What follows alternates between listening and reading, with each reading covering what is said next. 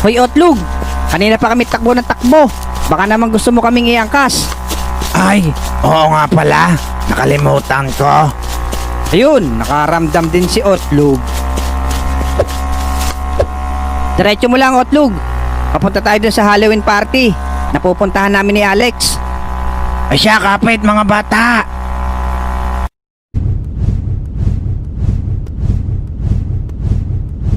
Mare, talagang tinali mo na sa puno para di makaalis ulit Oo Mare, mahirap na. Baka ako saan pa makuha. Tara na Mare, hanapin na natin yung mga bata. O siya, sige, tara na.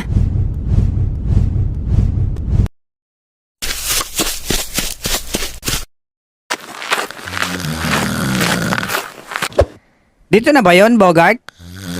Oo nga Alex, dito na yon. Kaso, di tayo makapasok.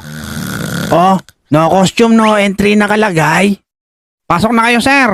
Kanina pa nag-start ng party. Hindi pa kami nakasuot ng costume. Ay hindi pa ba? Akala ko yung nakamaskara na kayo eh. Sorry. Aba, nangaasar pa si Manong Guard. Ikaw nga kamukha mo si Smegol.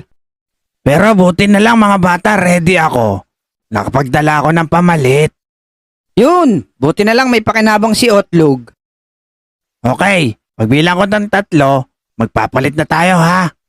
1, 2, 3. Wow, bagay na bagay sa'yo suot mo, Bogart. Ang pogi mo. Lagi naman akong pogi, Lex. Up, up, up, up, up. Thank you for the rose.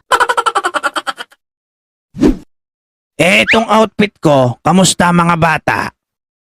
Nako, Otlog. Mukha kang talong na nabulok. Buisit ka talaga, Bogart. Tara na, pasok na sa loob. Thank you for the rose.